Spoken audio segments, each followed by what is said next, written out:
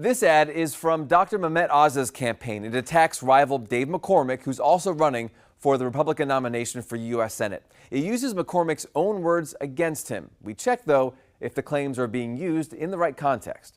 A Pennsylvania voter guide, David McCormick promoting China. China's success and growth is very much in the interest of the United States, and China's acted in a very responsible way. You might remember these clips of Dave McCormick because they were featured in a previous ad against him that News 8 checked. The clips are from 2008, and in this case, are used in the right context.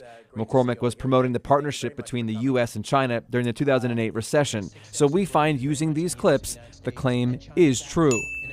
The next clips are new, and the Oz campaign says they show McCormick praising Biden. Here's the first. He's picked a number of very capable people. This clip was from an interview McCormick did with Bloomberg News in January of 2021. Congratulations, Mr. President.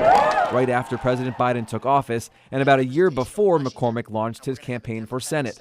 McCormick was asked what he thought of the Biden administration in its first weeks, and he offered praise of Biden's selection of advisors. Here is his full sentence about that. I think he's picked a number of very capable people for key positions, which is encouraging. We feel the Oz campaign used this clip accurately, so it is true.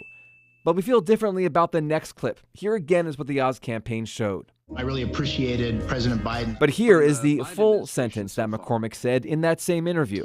Well, it's early days, and I really appreciated President Biden's tone in terms of his responsibility to serve the whole country and bring together that common purpose. And now we'll see how that agenda plays out over time. In the interview, McCormick was explaining his appreciation of Biden's initial unifying tone, not of Biden himself.